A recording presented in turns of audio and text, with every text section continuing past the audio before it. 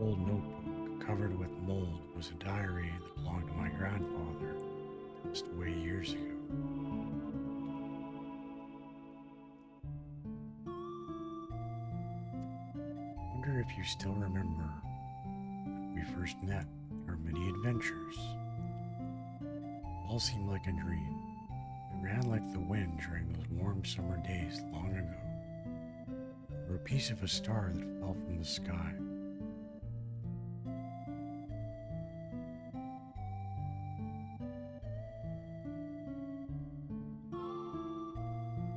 I can still relive the memories of those days long past, just by closing my eyes like so and whispering your name into the desolate night.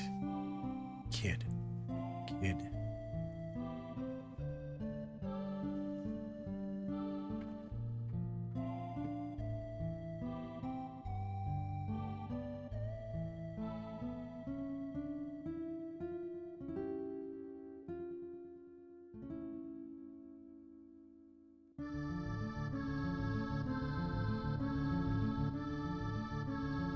Kid. Hey, kid.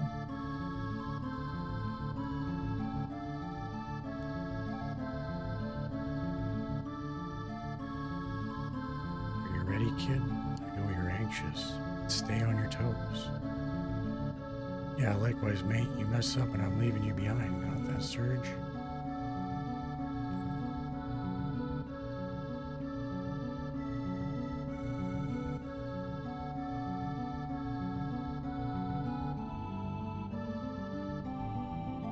Come on, Bagel.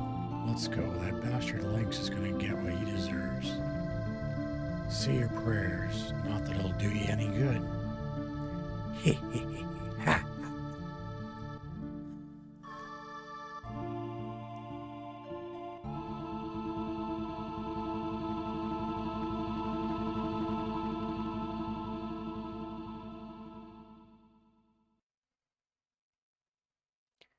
Radical Dreamers. 1996, originally released in Japan for the satellite service for the Super Famicom. Never released in North America or anywhere else in the world until 2022. It all began with a notebook my mother handed me. She told me she found it while cleaning out the closet. This little notebook covered with mold was a diary that belonged to my grandfather. Oh, I guess I need to push a Q button. Up, down, left, right, square. L1, R1 is to adjust menu sounds. X to confirm. Squares to cancel. Triangles the menu. Enter a name.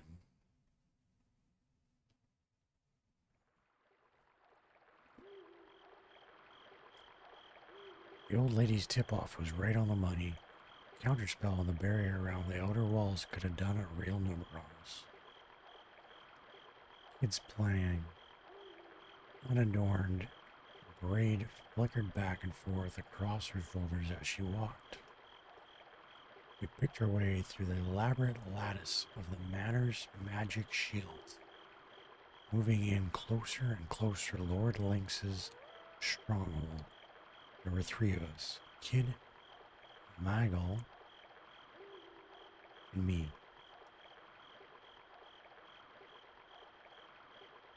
I guess it must have been 3 years already since I first met Kid. Back then I was just a wandering musician, traveling wherever my feet would take me, wherever a few tunes would pay for a warm bed. It was in the outlands in a town called Goria where we first ran across one another, and since then she dragged me along on a whole bunch of adventures. And misadventures too. That kid. She was a thief. Not just any thief. Just a few months shy of 17 and already renowned as one of the realm's greatest. What more, she was achingly beautiful, stylish, a joy to be around, and a dab hand campsite cooking, or so she liked to claim. The truth was a little different. The bandits with hearts of gold you've heard about in stories, the ones who steal from the rich to give to the poor, yeah, that wasn't kid style. She was short-tempered, prone to lying, bossy, and obsessed with money. Rarely did she care to listen to a single word anyone said to her. But she wasn't all bad, probably, maybe, sometimes. She had her moments anyway. I glanced over my shoulder to see a shadow hovering behind us, blending into darkness like smoke. Magel, also known as Magel the Shade, who was Kid's partner, but even after 3 years, I still knew hardly anything about him.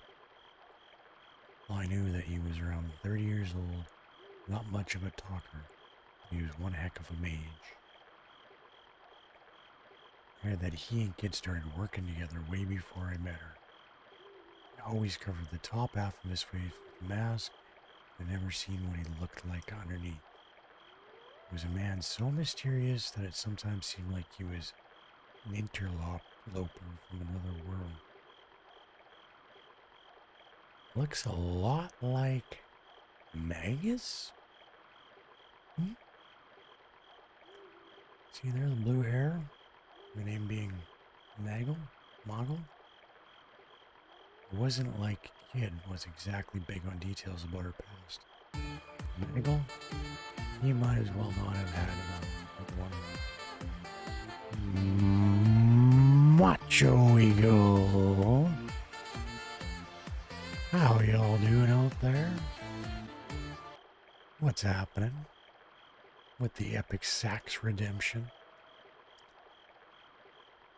And Kid didn't seem to know much about her partner in crime either. What kind of a man he was, what kind of a life he'd lived before. Nothing. Oh, I'm happy to hear you're doing great.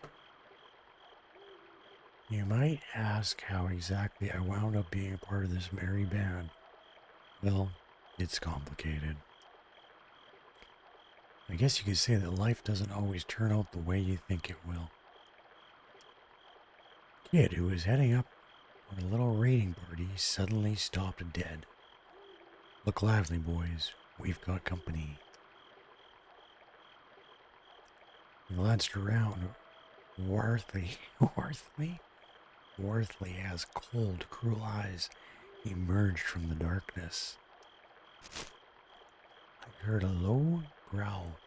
Dark shadows prowled through the night, surrounding us. A pack of wildcats. There must have been about 10 of them. A thrill of fear ran down my spine. Flustered, I pulled my knife from my belt. Get it. I'm a happy seal! Macho's a happy seal. Kid calmly shifted into a fighting stance. Watch yourselves. I don't reckon these buggers have been treated for rabies. The wildcat snarled and growled as they slowly closed in on us, drawing the noose tighter and tighter. Their eyes glinted in the darkness like fireflies. And strings. Oh, Mr. Graham's here with another Epic Sax redemption. For 0 bits. Their eyes glinted in the darkness like fireflies, and strings of eager spittle gripped wetly to the ground. And one of them sent an almighty roar, soaring to the moon, and the hunt was on. What was I going to do? Tried to use magic, but I didn't know any spells. A wildcat lunged at me, its jaws agape. Arr! By pure reflex, I shielded my face with my arm. Intense pain shot through me from wrist to shoulder. The wildcat tried to sink its fangs in deeper, but its grip was poor. It shook it off and gave it a kick for good measure, sending it running back into the pack. "Surge, behind you!" Panicked by Kid's warning, I whirled wildly around and came face to face with a pair of eyes blazing like hellfire. I attacked. A wildcat was coming right at me. By reflex, I ducked. The attack swiping through the air directly over my head. I felt its hot breath on my cheek as it flew by me. At the same time, I thrust my knife upward, plunging into the Billy's beast. With a horrible cry of agony, the wildcat crashed face first in the ground, but I lost my balance in the chaos, and I fell down in a heap as well. I rolled over and was only just able to stagger back to my feet before readying myself for my next opponent. I was breathing heavily. The end of my knife was slick with sweat, and I tightened my grip. With a kick like a bolt of lightning, Kid landed a clean hit on the flank of a nearby wildcat. It staggered before losing its footing, letting out a pathetic cry, but Kid had already moved in to finish it off. And then the roar of fire, the burning smell filled my nostrils, and next to me, a shrill screech pierced the air. Maggle's fire spell engulfed the head of the nearby wildcat. It fled, darting off into the darkness like an arrow. So I'm thinking Maggle is Magus. FYI. I scanned the area. Only moments ago we'd been surrounded, but now there wasn't a single wildcat left. Kid and Maggle had either sent the rest off with their tails between their legs or put paid to them once and for all. You're dreaming if you think a pack of old flea-biting moggies is gonna stop us, Lynx. Kid crossed her arms and flashed a triumphant grin. Meanwhile, I was panting heavily and it felt like my legs were about to give out from under me. I collapsed to my knees, overwhelmed by what I had just been through. I'd taken a few hits, but I was fine otherwise. A couple of scars to talk about later, maybe. Nothing that would stop me carrying on. Were you hurt? Maggle looked down at me, his face expressionless as ever. No worries, Meg. You'll be right, said Kid, barging in to get a better look at me. He may be winging Sook, but it'll take more than a few scratches to kill this one. She was nothing if not sympathetic. She was right. This was no time to be bemoaning my lot. We hadn't even reached the manor yet. I dabbed at my wounds with a tincture, soaked cloth, and wrapped them with bandages and looked up at the other two. We're just getting started. I grinned back, putting a brave face on things. That's what I like to hear, Kid cheeringly announced from close quarters. Then her eyes turned cold, with the cool glow of the moon in the night sky. It's gonna be a long night. I nodded, trying my hardest not to lose myself in her pale blue eyes. Alright, let's get this show back on the road. She turned away and marched off deep into the trees without looking behind to see if Maggle was following her. See, I don't know if Kid is Shala or Luca, perhaps. Who would have Old English accent like that from Chrono Trigger? Huh.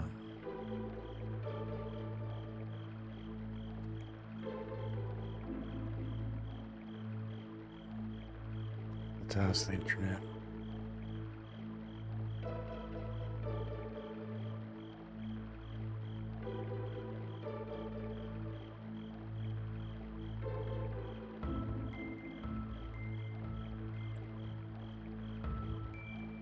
Ooh, so it says Kid broods over the death of her sister and surrogate mother, Luca. She speaks with an Australian accent, which Surge says she commandeered due to her love of travel and adventure.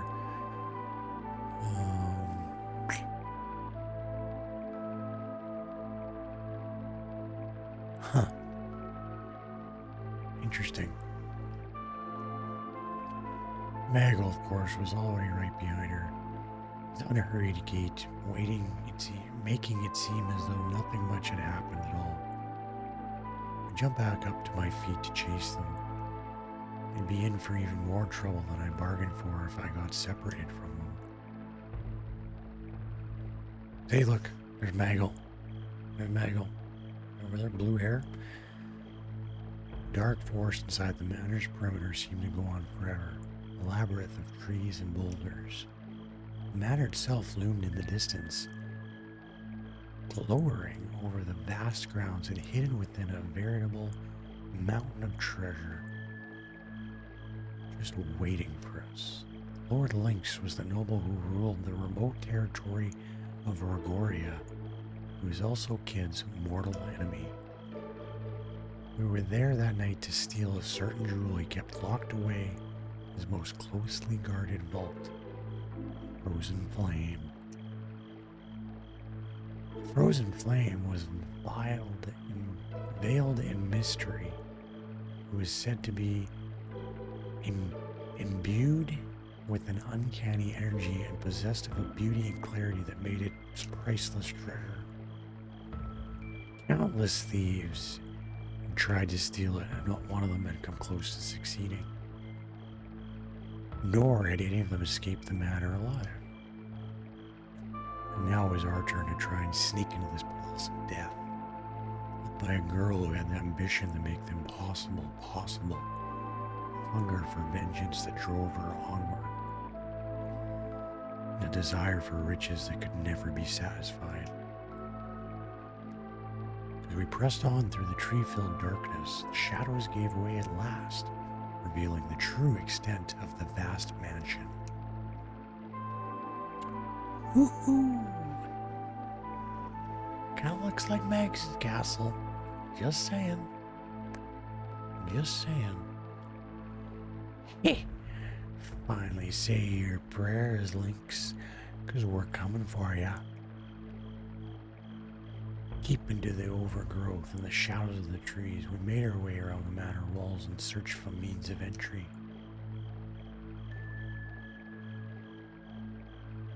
Eventually, we came to a terrace overlooking the garden.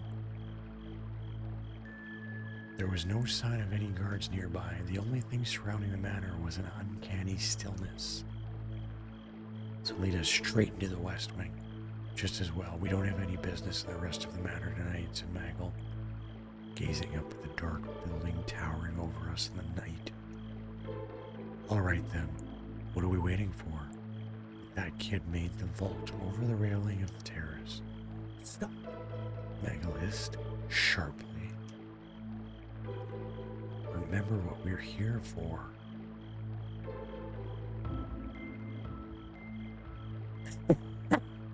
All right, enjoy the walk there, boys. Soak it in, drink it in, boys. Remember what we're here for. Our main target is the vault, the frozen flame within it. We focus on this above all else. Your vengeance of a secondary concern. Agreed? Glancing over her shoulder, Kid replied with reluctance, Yeah, don't get your knickers in a twist. If we happen to run into him, I'm gonna knock that Drongo's block off, and neither you or anybody else is gonna stop me. I guess Kid was going to get her way whether we liked it or not. Let's go, boys. The night is young. She cleared the railing with a springily hop and vanished inside the manor.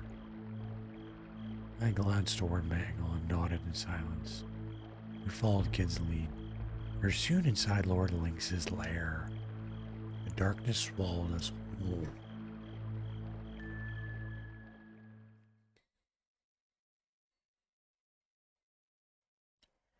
A corridor stretched off to the left and right from the terrace. Lunch. It's still me. It's still me, don't worry. How you doing, buddy? How's it going? I was super excited to see your good news recently. Everybody should follow lunch. Just saying. Coolest cat around. One of the founding members of Team Lichco. All around fantastic person. The corridor is stretched off to the left and right from the terrace. I'm doing well. I'm doing well. I am what's new? What can I tell you, lunch? I shaved. You'll be back tomorrow. Rinse and repeat. Loving being a dad. It's it's extremely hard and extremely rewarding all at the same time. And I would do it again. I wish everyone could have the mental experience of becoming a parent uh, transplanted into their brain so they could have the experience mentally without having to physically go through it if they chose not to. Oh, it's so good. Yeah, we're playing some Radical Dreamers for the very first time today.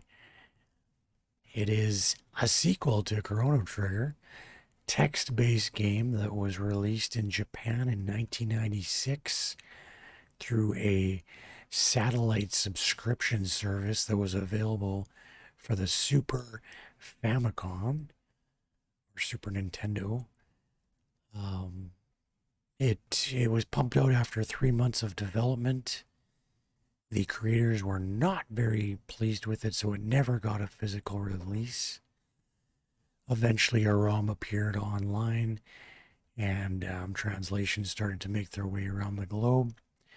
Fan made, of course. And fast forward from 1996 all the way to 2022, an official Radical Dreamers edition of Chrono Cross Remastered was released worldwide, and for the first time ever in North America, us folks could play the text-based Radical Dreamers game, which was that middle sequel that bridges the gap between Chrono Trigger and Chrono Cross. So I'm super stoked for it. Super stoked. It's got some, it's a story about three young thieves breaking into a palace, Master Link's palace, to steal some super mysterious and valuable treasures. So that just sets the scene for you. All right, back to reading. A corridor stretched off to the left and the right from the terrace. It seemed equally dark and chilly in both directions. We decided to go right down the corridor. We decided to go left. I always was a fan of left. Let's go for it. We pressed on through the darkness, down corridors that turned and twisted snake-like this way and that. Everything around us was still and silent. It felt strangely like we were being watched. It was, I didn't get that last sentence, and we continued, creeping cautiously down the corridors. Kid moved proudly and stealthily, like a cat stalking its prey, while in the shadows Mago followed, gliding swiftly and silently like a sinister breeze. We pressed on to the Weaver of Fate. There it is. We took the corridor leading from the left-hand side of the terrace, eventually arriving at an intersection with some stairs. The path to the right led down the stairs. The path to the left was a dark side passage, and the main corridor continued straight onward. You know what? Let's take another left into the darkness, see what's happening. We headed down the side passage. At the end of it, we came to an old, immaculately polished door. I like it. I like it. We went inside. Kid gently pushed the door ajar and peeked into the room. The next thing I knew, she slipped inside. Maggle and I followed.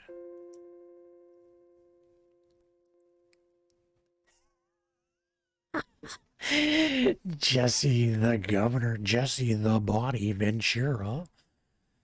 Heck yeah. Tender aggressiveness. I appreciate that, Lunch. I've never done anything like this before. I, after losing my left vocal cord, never really had a lot of confidence in my voice, but streaming really helped me get that back. It's been a lot of fun. Looks like a study. The room was lit by the moonlight coming through the long, slender windows, slanting down in pale beams through the darkness. It was pretty big for a sturdy, with an immaculate antique desk dominating the center. There were rows of bookshelves lined with thick, dusty old tomes. The wall to the rear of the room was decorated with paintings, and shelves of vases and painted plates stood before it. They all seemed to be curious from foreign lands. I checked the desk. I checked the bookshelves. I checked out the paintings. Well, I mean, bookshelves, like if you pull the right book, the shelf's gonna open up the passage, right? I walked over to a bookshelf and examined the spines of the neatly arranged volumes. The titles I could make out consisted of ancient-seeming words that I had no way of interpreting, and most of the books seemed to be written in exotic foreign scripts. I pulled out the closest one, and holding the weighty tome with both hands, I opened it, not looking for anything particular. Strange symbols, the likes of which I'd never seen before, crawled and danced across the pages, as if they were alive. What was this? I squinted, looked sideways, tried bringing the page closer to my face, but I just couldn't seem to make the words sit still enough to make them out. I turned to another page on the off chance it'd be something useful, but all I found was a chaotic dance of the same odd symbols. Just looking at them made my head hurt. Hey, what do you think of this? Huh? Kid came over to my side and peered at the book. That right there is what happened when you put a cipher spell on something. Ain't gonna make out a bloody word with that in place. Too bad, huh? You probably don't want to know what's in there anyhow. These all look pretty nasty spell books to me. Wouldn't be surprised if the whole lot of them were cursed. Which means you probably want to be pretty careful. Never know what might come flying out. Whew. Magic books, here we go. The moment the words came out of her mouth, I heard dark whispers and what sounded like a distant screech coming in from inside the one I was holding. Slammed it shut and shoved it back into place on the shelf. Maggle, meanwhile, was looking thoughtfully at another bookshelf. He reached out for a letter-bound tome. Could this be... What you found, Mag? Anything familiar? Kid looked over. Her curiosity piqued. An ancient grimoire known as the Book of the Dead. Who would have thought I would encounter it here? He stared intently at the decaying old cover. Why not take a look inside? I don't think you want to be reading something like that. You know what, Maggle is a mysterious, badass dude. Let's take a peek inside. Let's get cursed. My curiosity got the better of me despite Kid's earlier warning. Take a look inside. Could be interesting. He seemed to hesitate for a moment before nodding silently and carefully turning to the first page.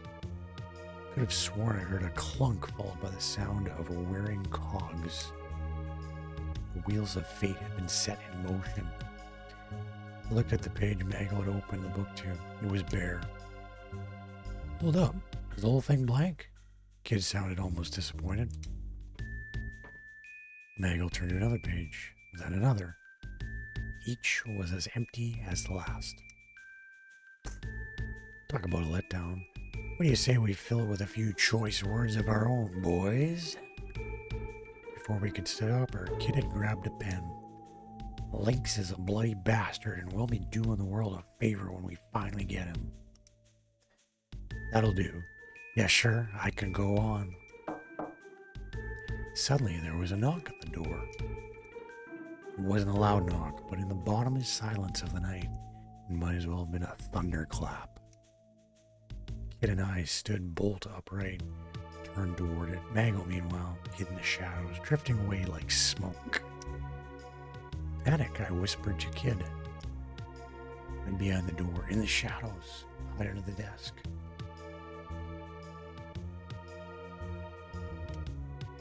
Quick, get behind the door. We kept our bodies low as we silently and swiftly made for the back of the door, where the shadows would keep us hidden. We pressed our backs to the wall and did our best to still our breathing. Slowly, the door opened. Flickering candlelight spread from the doorway with a warm glow. I held my breath. But it seemed that whoever it was didn't mean to come in. They simply stood there. Strange. I thought I heard something, but the Lord of the Manor is away, of course. Why would there be anyone in here? I had to get over my nerves. Everything was fine until we heard the news that Port was on the move. The figure quietly closed the door, plunging the room back into darkness. The voice trailed off to a whisper. We remained motionless, keeping our ears pricked for any sign of an unwelcome return. All we heard were footsteps moving away. So Poor had made its move. Maggle emerged from the shadows, contemplating the news we'd overheard. Kid, if the rumors are true, we might well be about to find ourselves in a very difficult situation. This seemed to set her thinking too. Poor was a powerful nation that ruled the southern continent. I'd heard it was a prosperous land whose recent and sudden development pushed it far ahead of its neighbors, which made me wonder, what would its inhabitants want here? Oh, the sticks? They couldn't be after the frozen flame too, could they? As valuable as it might be, a jewel was just a jewel in the grand scheme of things. I couldn't imagine it being an item of national interest. I mean, ultimately, it was just a pretty rock, right? Let them do what they want. If everyone's busy playing soldiers, they won't be bothering us. Come on, we've got things to do. She headed for the door. We left the room and made our way back down the side passage.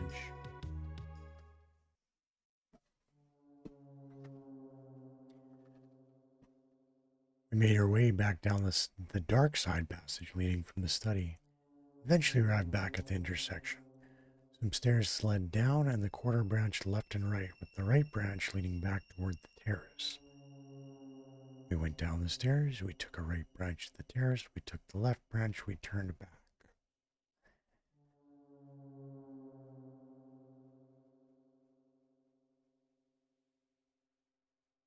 Let's go down the stairs.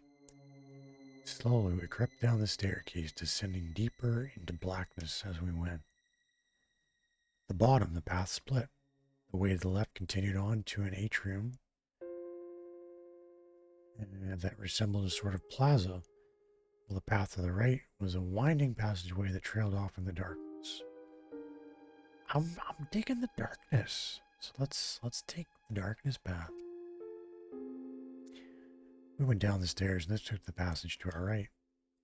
Eventually we came across an ornate door on the right-hand side. Something smelled of fresh and pleasant flowers. Was it coming from inside? Let's take a smell. Take a smell with our eyes. We found ourselves in a tidy, welcoming room. The knickknacks and curios dotted around the place seemed to be well loved. The stately desk and the cozy-looking bed nearby, meanwhile, suggested the room's occupant was no stranger to luxury. Though the room was richly furnished, somehow it still felt awfully lonely. Kid took a quick look around before commenting. It's Lynx's girls' room. Half-written letter on the desk and a teacup, still warm, suggested the lady of the manor was still nearby. But it didn't seem that anyone was here now. We decided to search the room. Some charming flowers, discarded cotton handkerchief, and a small bottle of perfume. Nothing that meant much to me, nor anything that seemed particularly valuable. Kid seemed to have the same impression and scanned the room clearly, not expecting to find anything. The only item of note was a small antique box which bore a crest resembling a viper. I decided where to look next. We gotta open that viper box, baby. I picked up the small wooden box on the bookshelf, gently opened the lid, and was greeted by a soothing melody. It's a music box. Music box? There's something about that song.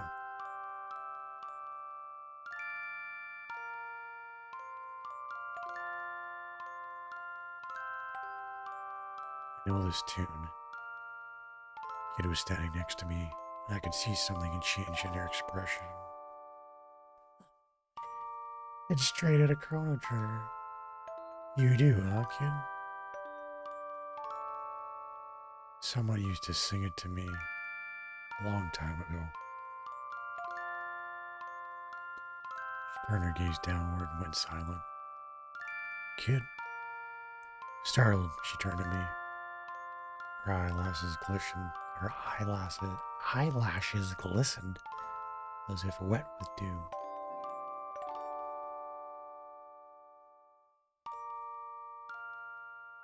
She walked to the door, not saying a word. Hey, kid, wait up. We left the room. Was she crying? Was Kid crying? Maybe I was just seeing things. Beautiful tune. Whew.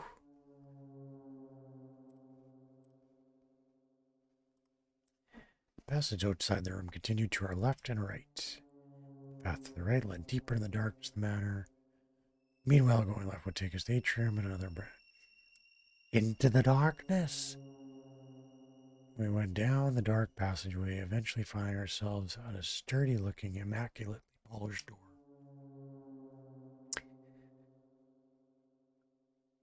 Kid sniffed at the air, just as I thought. Something stinks here. I reckon we found the beast's lair, lads. In the darkness, Kid's lips twisted into a grin that turned my blood cold. Let's get after it. Kid opened the door and slipped inside.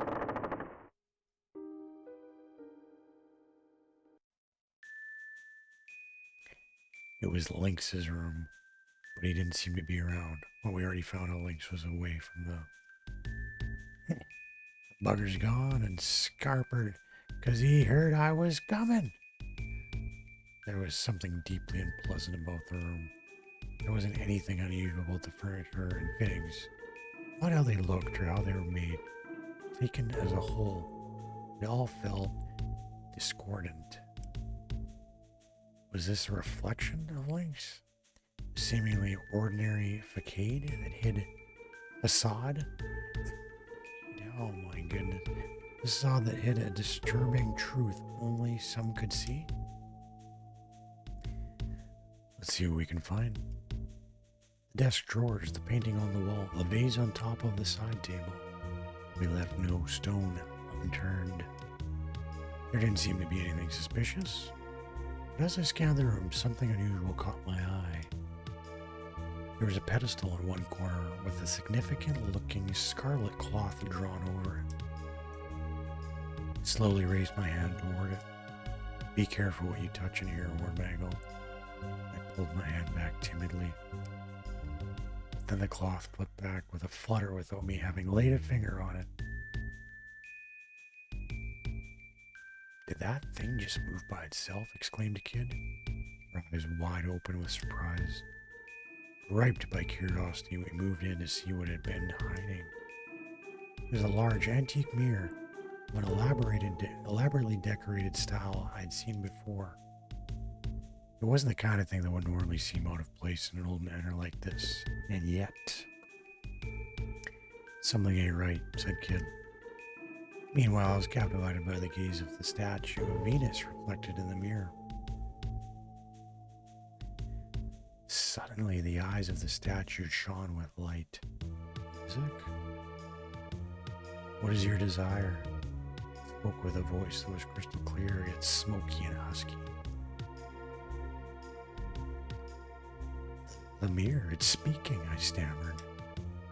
Ah, a whispering mirror, muttered Maggle, as if he'd seen them 1,000 times before. What's one of those? Kid gave Maggle a quizzical glance. Magical mirror in which a spirit dwells. Spirit can freely move between its own and other mirrors, will share its wisdom with those who ask. Perhaps we should ask it something. I decided to ask it about something that had been on my mind for some time. I asked about Maggle. I want to know more about Maggle's past, I said, casting a furtive glance in his direction. As you wish.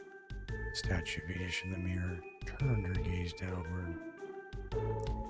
As she did, so darkness spread across the mirror's surface, but nothing else took its place. There was only unending black. What did it mean? Leave the stupid mirror alone and get back to work, snapped Kid. He was already poking, prodding at other things in the room. I stepped away from the mirror and started searching the room again. I took another look around the room. Didn't rate our chances of finding much of interest, no matter how hard we looked. What was I going to do?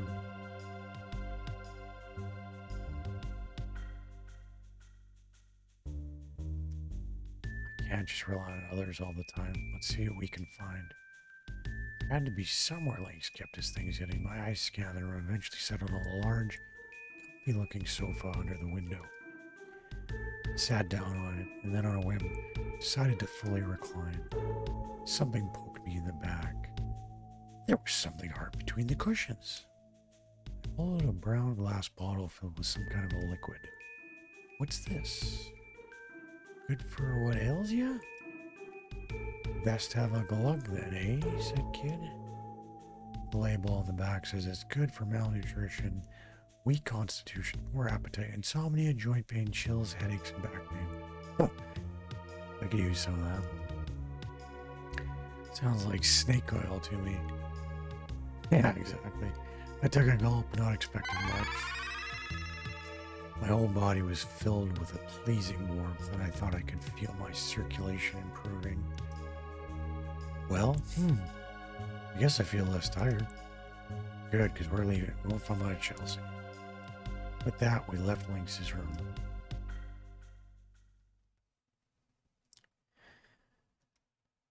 The corridor stretched out beyond the door. We retraced our steps. Eventually, we came across an ornate door on the left-hand side. It was Riddle's room, Lynx's daughter. We continued on our way. We went back inside, turned back. Check it out. Going through all the family's rooms, we found ourselves in a tidy, welcoming room. The knickknacks. Oh, did I already go here? Yeah, I went through here already.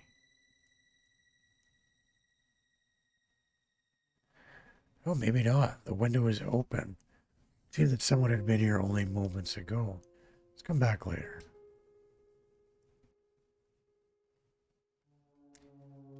Right. I wanna...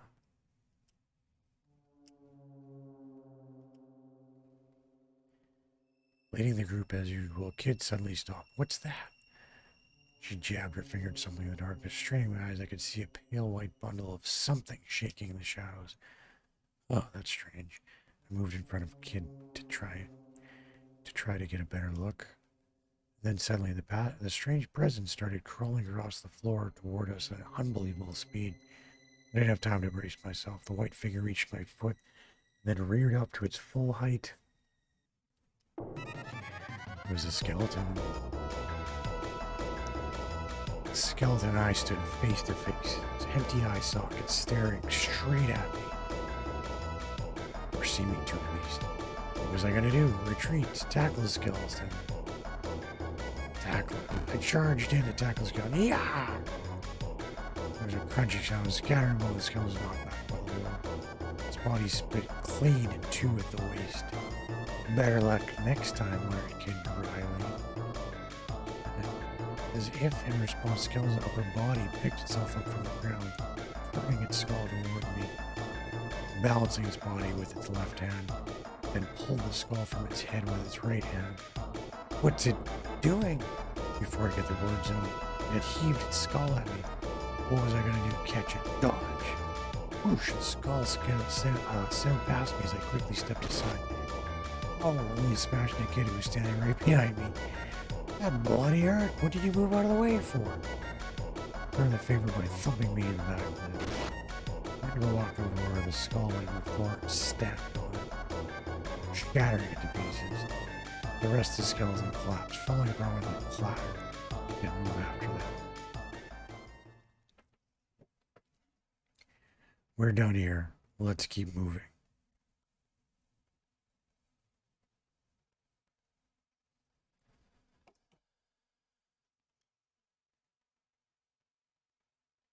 I was doing great. I felt like nothing could stop me. Maybe you ain't such a drongo after all. Just goes to show any old weirdo can make something of themselves if they put their mind to it. His eyes glinted with mischief. We went back to the dark passageway, eventually found ourselves at a sturdy-looking, immaculately polished door. It was Lynx's room. Kid's eyes lit up, gleaming in the dark beside me. We turned back. We went inside. Kid opened the door and slipped inside.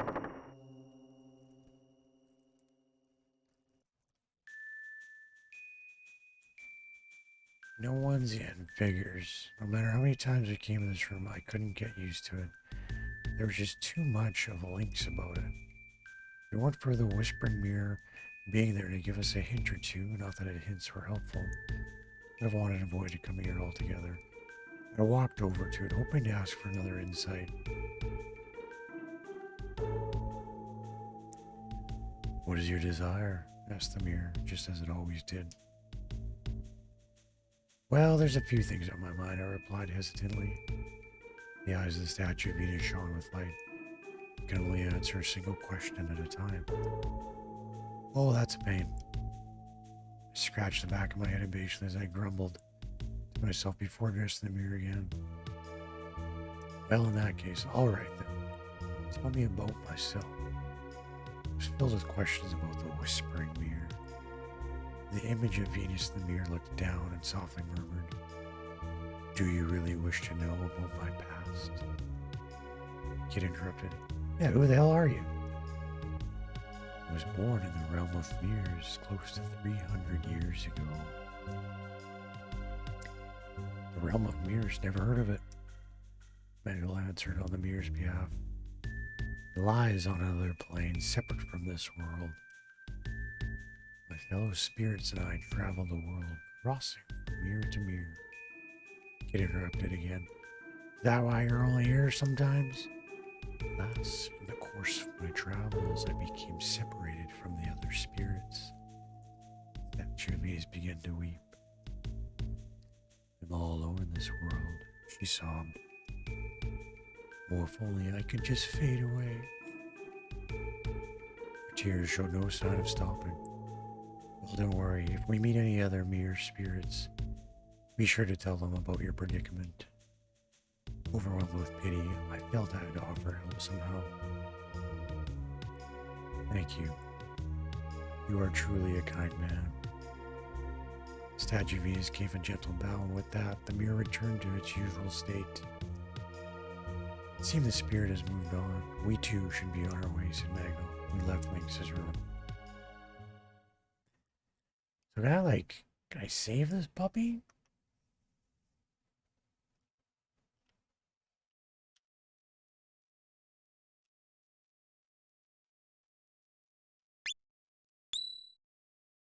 "46 minutes in. The mirror stretched out beyond the door. Or the quarter stretched out beyond the door. Raise yourself, okay.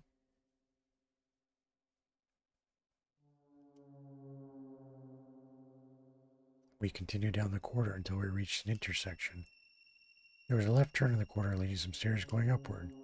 The corridor also continued straight on toward the entrance of a large plaza-like atrium.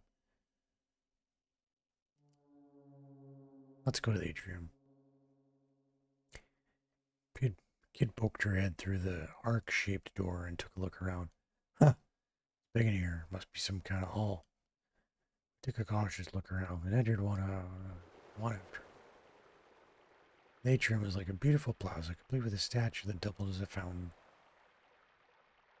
Pillars and arches lining the walls, and in the center was a small pool of clear water above what the statue stood. On the other side of the room, I could see another arched entrance like the one we had come through. Oh, that's gold. Kid was scooping up water from the fountain. I went over to her and, resting my hand on the edge of the marble basin, peered into the pool beneath. Shadows flickered under the water surface. You reckon those fish are rare, as in valuable? Kid leaned right over the edge. I couldn't see the bottom. I wondered how deep it was. The shadow of one of the fish grew larger and larger. Whoa! Sensing danger, Kid leapt back from the edge. Clack! Fish leapt out from the water and snapped at her, its jaws bristling with razor-sharp teeth. Its mouth closed shut on the air where she'd been only moments before, and with a splash, the fish darted back under the water. Pirandrons, deadly carnivorous fish, razor-sharp teeth. Carnivorous fish with razor-sharp teeth and powerful jaws that could snap a monster's horn in half. Staring in horror, I watched as the dark shadows begin to gather in what little of the pool I could make out. The pteranodons must have detected prey. Soon the room was filled with the sound of splashing and snapping as the fish teemed at the water's surface. Bloody hell. Even Kid was uneasy. She took another step back. How many pteranodons were in the pool? Thought of what could happen if they all leapt clear of the water and attacked at once crossed my mind. A bead of cold sweat rolled down my forehead. Suddenly, the water coming from the statue turned crimson, shot out a powerful jet that nearly touched the ceiling. Kid jumped back again. I just stood in shock, watching the torrent of water erupting from the statue. The scarlet waters continued to gush out from the fountain. The pool grew redder and started to overflow. We looked on, entranced, but the spell was soon broken when we realized that the water was starting to flow faster and faster over the rim of the basin. The pteranodons began to jump and snap at the water's surface with bloodthirsty glee. I was brought to my senses by the dulling slap of a pteranodon hitting the floor. We rushed to the exit on their side. Whoops. I don't know what I did. Fire, a bolt of pain shot from my cap. I came close to fainting. I stood my ground as best I could, flicking away the brandos that had bitten me. But soon a horrible ring of shadows began to circle the water. I was surrounded. Well, what was I going to do? Rushed to the exit. I said, quick, there's an exit on the side. I pointed the doorway opposite where we come in. I tried my hardest to rush across the red pool, sending up great gouts of crimson water, but it was as thick as blood, and I found myself struggling to move. I felt sharp jabs of searing pain as countless pteranodons snapped at my legs. Kid gritted her teeth in pain. Surge, we gotta do something before we get turned into mincemeat. What was I gonna do? Rush the exit, rush the back, we're gonna deal with that thing. What, you want to try and pick from this little lot off one by one? Kid glared back at me, her face a picture of exasperated disbelief. Don't be a bloody idiot, Serge. You want to die here? Well, I stood there, my mouth agape. Brandon sank his teeth in my foot.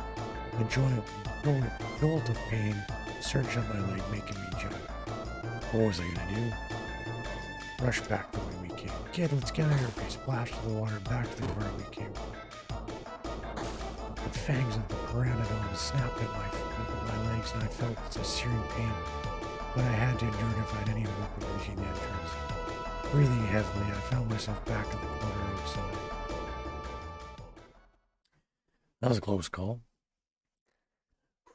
That was a close call. So that whole thing was a trap, eh? Talk about twisted links. Talk about twisted links is even more of a sick bastard than I thought. I was about to say he wouldn't have to be here if he didn't have a guard against people like her breaking into his home, but I thought better of it. Well, at any rate, I think we consider that a dead end. Let's go back. Defeated, we left the atrium. Something caused Kid to stop in her tracks. Hello? Hello? What do we have here? She pointed to the side of the entranceway to the hall. I found myself face to face with a sculpture of an old man's face with a truly phenomenal beard. The sculpture's eyes seemed to gleam with life. A piece of marble, it seemed almost too realistic. It's a mouth of truth, announced Maggle. An enhanced statue that can tell when you're lying. Catches you out, he'll bite your hand off.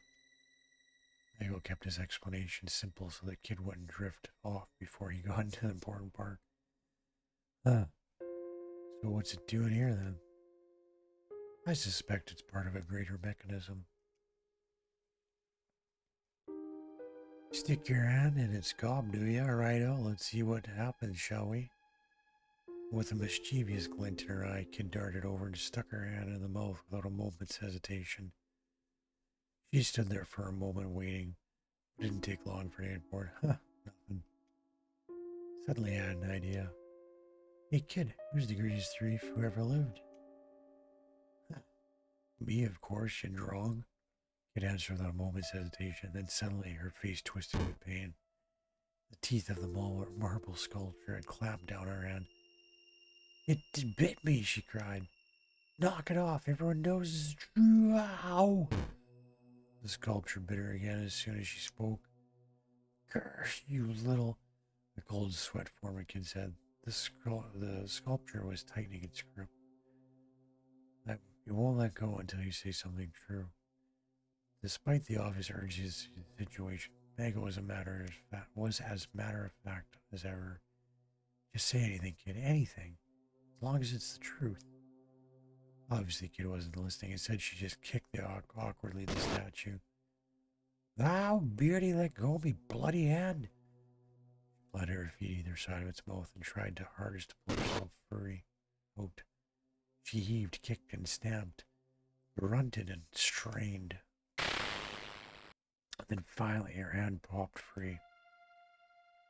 I was taken aback by what I'd just witnessed and couldn't say a word. She told you it was the truth. She raised her hand in the air triumphantly as if it was to demonstrate. I could see heavy bite marks. Sculpture hadn't come away from the struggle in this case either. Kid's attempt to break free had left it cracked in several places. Maggle pointed silently at part of it. I went to take a closer look and saw a pale, flesh-colored tongue. I expect we're supposed to put something there, commented Maggle. Something? What exactly? I replied. Kid stood there for a moment, lost in thought. Then she started to unload all the knickknacks she'd been carrying. It was a strange collection of odds and ends, pulled out from her pockets, from her boots, and even from her braid. All right, Serge, now it's your turn to have a go with that stupid statue. Kid grinned at me, holding her assortment of knickknacks out on the palms of both hands. I guess she decided that whatever further horrors the statue had in store, she'd rather not face them herself. Nice kid, real nice. Grumbling to myself, I reached out to pick an item. I chose a small silver mirror, file, centipede, a tube of lipstick, some dried grapes, a length of fine thread, a sizable petard, a vellum scroll. To not waste my time on this.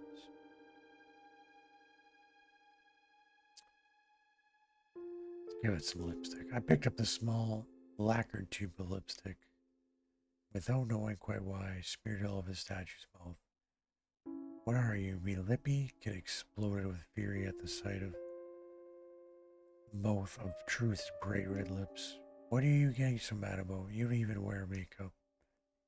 It's for marking our path to make sure we don't get lost. I didn't realize. Guess that'll explain why you brought it with you. And what exactly is that supposed to mean? What's so funny about me having lipstick anyhow? Gulp. Nothing at all. Didn't take much to tell me that this was the calm before the storm. Better buy me some more when we're done here. Yep, she was mad, all right. Oh, okay, I'm sorry. Let's just try something else. Kid gave me a doubting glare in response to my apology. Take this seriously, or I'm through with you. I gulped and nodded in a panic. I reached out for the next item. I chose. Oh, she got another tube of lipstick.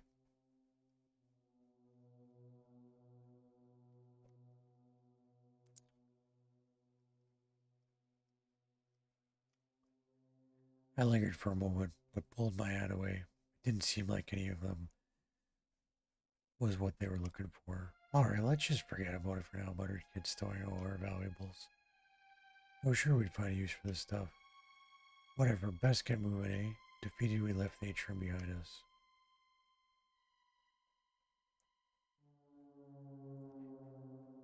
Leaving the atrium behind us, we immediately found ourselves at a fork in the path.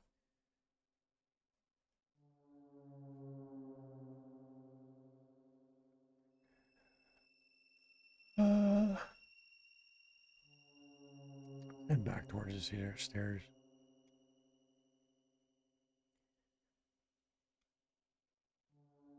At the top, we found another intersection. Taking the corridor to the right would lead us to a dead end with a large door, while the one to the left would lead to the terrace. A narrow side passage in front of us was open.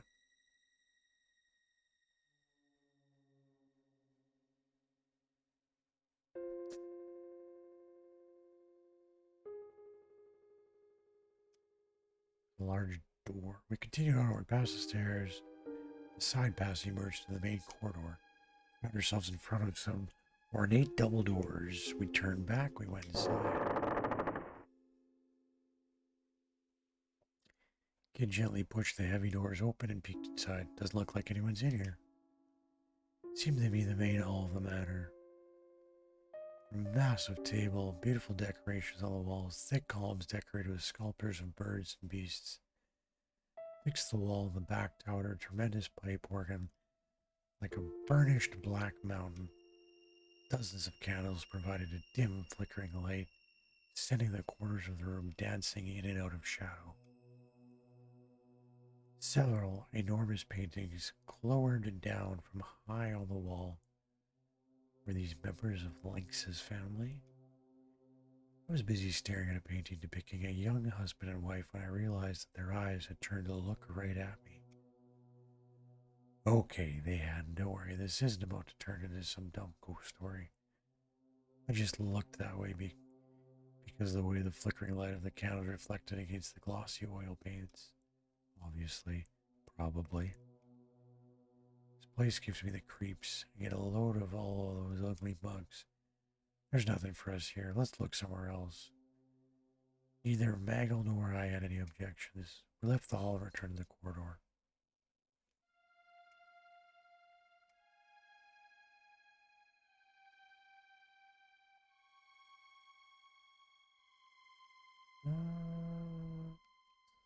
Go to the study, I guess?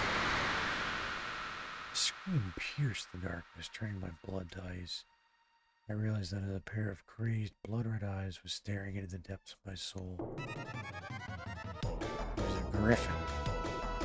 In panic, I tried to slip the knife from my belt, but before I could draw my weapon, the griffin had spread his powerful wings and swooped on me with an almighty screech. I was knocked back and sent rolling across the room. I gasped with pain as the whip was knocked out of me.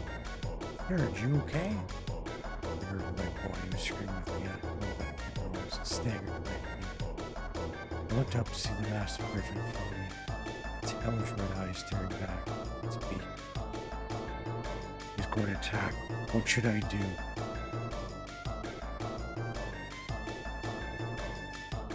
I jumped back. The massive beast's beak came slicing down toward me. A flash of light rushed through my head. I was sent reeling over backwards. Serge, I could hear someone calling from far away. Serge, pull your head out of yours. Came to when I snapped open an instant. I saw a kid standing between me and the griffin, trying desperately to draw his attention away from me. It seemed I'd lost consciousness for a moment. I scrambled to my feet, then pulled out my knife and rushed in to help him. As the beast's battered eyes glared at me, I desperately tightened my grip on my knife. I attacked. I reversed my grip on the knife and plunged to the griffin's neck with all my might. My griffin's body contorted with agony. Covered mad with rage, the griffin shook its head this way and that. I quickly pulled my knife from its neck and rolled away, with some space between us. Get down, Serge! Shouted Bagwell from behind me. I dropped to the floor, not a moment too soon. Almost instantly, a blazing fireball sailed right over my head.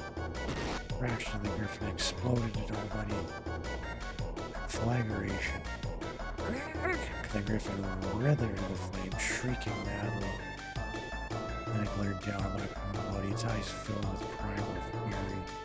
It was going to attack. What could I do?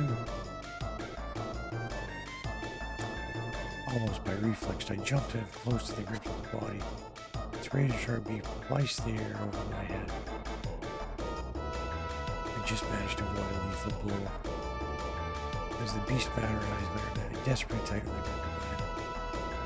I attacked. I reversed my grip on it, plunged the griffin's neck. The beast screaming, contorted with agony. It died. Landed a blow, telling one. The griffin stiffened, suddenly becoming completely rigid. Its eyes rolled to the back of its head and fell over with an almighty crack. We did it. We defeated the griffin. I fell on my knees and breathed out the heavy sigh of relief. Wait a second, what's that? There's a leather bag on the ground containing some recently cooked meat. Lucky me, I bit the meat without a moment's hesitation. After devouring the unexpected windfall, I felt a little better. Oi, where's my share? Busted, I pretended not to hear. I was starting to feel a little worse for wear. I was going to have to be more careful from now on, and this was going to end badly. Maybe you ain't such a drawgo after all. Just goes to show any old weirdo can make someone of himself if they put their mind to it. His eyes glinted with mischief. We headed down the side passage. The end of it came to an old, immaculately polished door. This was the study. We went inside. Serge, we don't have time for this. We're not going to magically find something useful by trying the same bloody room over again. Let's go someplace else. There was a tinge of annoyance in Kid's voice, but she wasn't being unreasonable. Without some kind of lead, we wasted all the night trying to find something. We left the room and retraced our steps. Made our way back down the dark passageway leading from the study. Eventually we arrived back at the intersection. Some stairs led down, the corner branched left and right, with the right branch leading back to the terrace.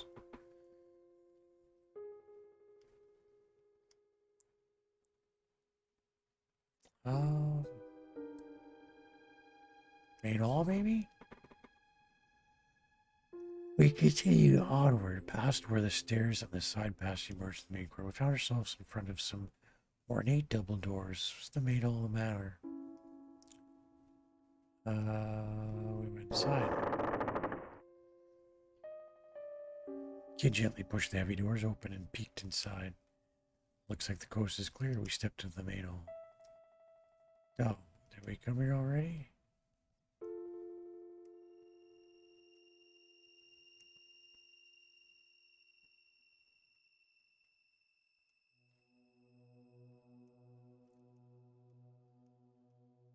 We already went there. Whoops.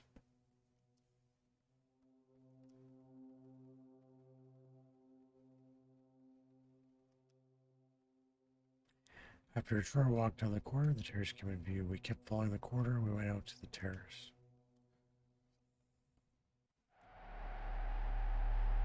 We turned to the quiet terrace overlooking the garden. And then I talked to Kid, I talked to Magel, we went back to the manor. Alright, Serge, you finally started to learn how to get your hands dirty, ain't ya? Guess people really change if they put in the effort. His eyes shone with an impish playfulness. Oh, she hadn't seen anything yet. We should go back inside. We're not here for fun, muttered Magel. We said that, but I talked to Kid, I talked to Magel. Went back in the manor.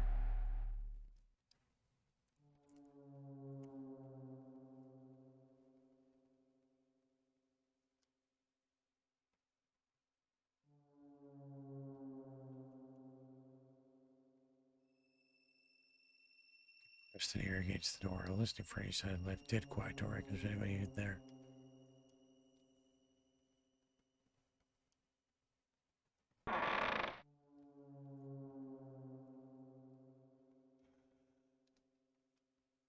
Oh, what's this room supposed to be? Place is a dump. Kid had poked her head in through the door, taking a quick peek to the inside, was disappointed by what she found. The room was large, littered with peculiar-looking machinery knickknacks, all of which were covered in dust, and had seemingly been dumped there haphazardly. Everything looked like it had been there rusting for a very long time. The ends of the room were completely dark. There was possible just how big it was, or even what the walls and floor looked like. It seemed like the manor's inhabitant said she turned the old clock tower into a makeshift storage space some time ago. We stepped warily inside. Leave that alone. I looked over to where Magel and saw Kid trying to pull something from the shadows. It was a huge sword that appeared to be very old indeed. You don't need that old bludgeon. It's only going to get in the way. Matter which of an antique it is, it won't fetch much of a mark in that condition. Yeah, I reckon it might, you know. Plenty of collectors who just love old bits of junk. Some old bits of junk. When a Kid left the sword where she stood, at least she put it back down gently. It was then that we heard a voice from the shadows. And what exactly you doing here? I just about jumped out of my skin. Who's there? Kid Magel turned to face the voice, ready for a fight. A wizened crone emerged from the shadows. She was hunched over and wore a hood draped over her face. I could tell at a glance she wasn't just old. She was positively ancient. It's just some doddery old bag. What do you think you're doing, sneaking up on us like this? Kid's shoulder relaxed as the tension left her body. Magel, however, kind of to give a open a piercing stare. Oh no, what an impish little thing you are. Here to visit a friend, perhaps? Not in the dead of night, I suspect. Crone narrowed her eyes. Get a closer look at it. She must be here to get her revenge on Lynx. How did she? My heart jumped. She seemed to know exactly who we were. We were in trouble. He sounded the alarm. We'd have to give up on the treasure and run for our lives. What were we going to do? Defiantly tell her she was right. Wait up and just pretend we didn't hear her. Oh, let's play dumb. What's that? I don't know what you're on about, lady. Kids are best to play dumb. She did it well, mind you. She never felt much shame about lying or deceit. Instead, can you believe that anyone would be as foolish to challenge the great Lord of Lynx? They'd have to be out of their mind. Ho, ho, ho. Oh, but serious girl, you can't fool me, so don't try. Since the stunned stillness in her voice, at least I was pretty sure I did.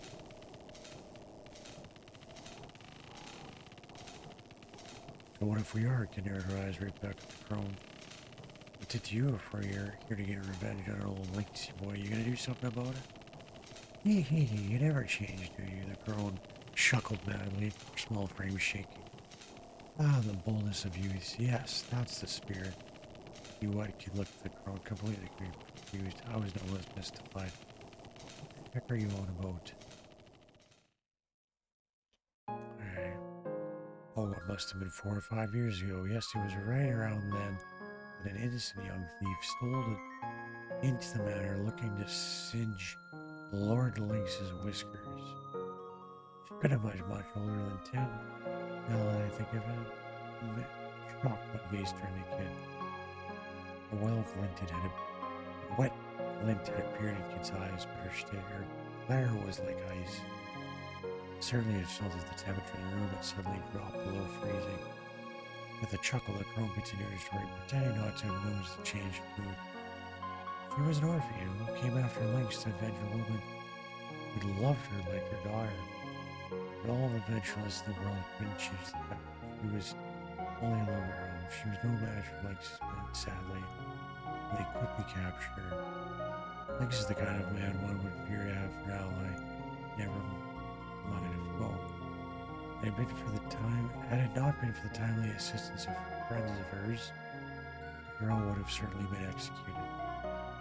The way the people of the manor told it, the very shadows pitied the girl and rushed in to spirit her away.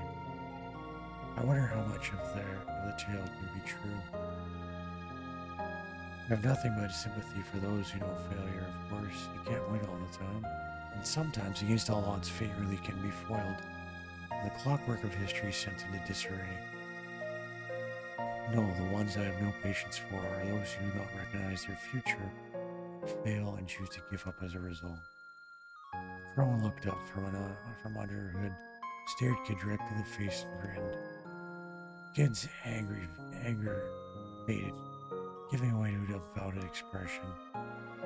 You are real to steal the jewel. If you wish to steal the jewel from Lynx, if you truly wish to triumph, you'll have to let go of a treasure of your own, Kid. For as long as you're clinging on to it, the hands of your clock will never move. They'll stay exactly where they came to rest all those years ago. Who are you? Oh, me? I'm just an old bag, like you said. I do apologize. I must have taken up a lot of your time with all my family. I'll leave you in peace. Oh, but before I go, the crone turned to face me. You seem to be injured, young man. If you wish, I can take a look at your wounds. With all the attention suddenly turned to me, I panicked a bit. Alright, please do. For a few words as her bony fingers drew signals near. Pale, gentle light began to surround my body. Feel like me with a strange warmth. Strike a light? That's no ordinary spell. He was impressed. I felt my wounds healing and heard a nostalgic melody that soothed the wound in my heart. Before I realized that the crone was gone. Hey, lady? Kid strained her eyes, scanning the dark. There was no one to be seen, and her calls went unanswered. Who the bloody heck was that? Kid looked like she'd just been woken up from on the floor of a laughing pig after a few too many. What did she mean about having to let go of a treasure?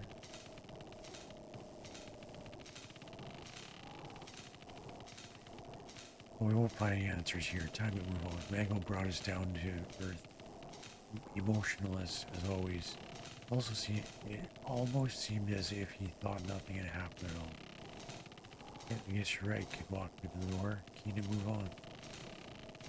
Hold it, you. Just doesn't know what to follow to the room. Yeah, me to the side with her elbow. You stingy little bugger, sir. Why didn't you tell her to share some of that healing magic for the rest of them? Stingy. Classic kid.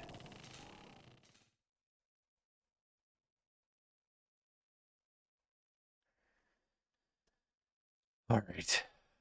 I gotta get off. I'm growing tired.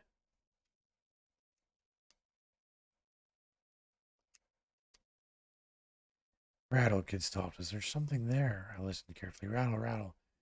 Figure appeared in the darkness on the other side of the corridor. It's a skeleton. We ready ourselves for a fight. What was I gonna do?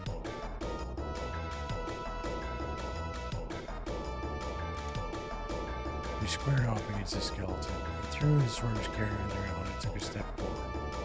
Then twisted his body in a strange pose. Wait, is he doing what I think it is? proceeded to contort itself further, adopting a shape that could only be described as highly suggestive. For a moment, no one knew quite how it was going. What the bloody hell? What should we... Wait, look at Meg. Meg seemed completely bewitched. There's no way he'd be any use as a state. What are we gonna do? We ain't just running off and leaving Meg like this.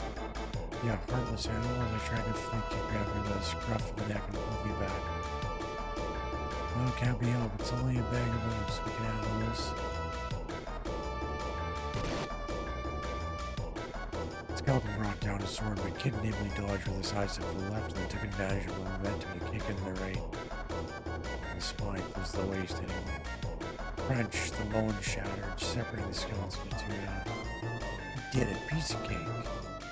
The skeleton wasn't done yet though, spreading its upper body with his left hand, it quickly peeled itself back up. Now with its right hand, it flung its sword at me. What was I going to do?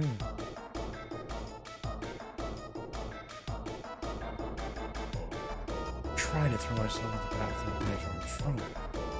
It sliced into my thigh as it flew past. Arrgh! Oh my knee, clenching the wound. Take this. It rushed down the skeleton and shattered his skull with an almighty kick. The bones of the upper body fell on the floor to the chatter, and finally the creature lay still. How do I get to that save menu?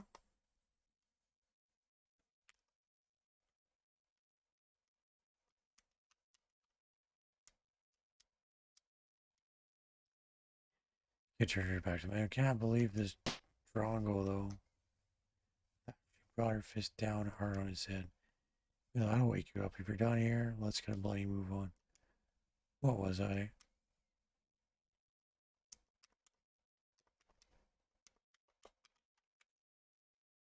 I don't know how to save.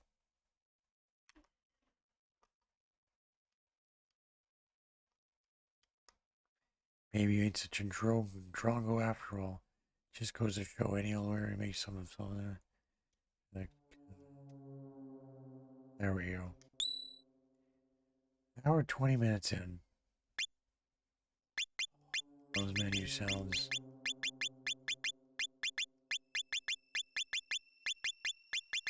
Alright, let's end it for now.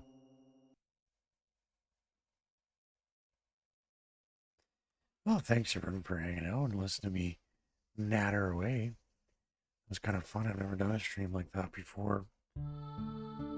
Enjoying this a lot. Anyway, I gotta head out. Good night to you all.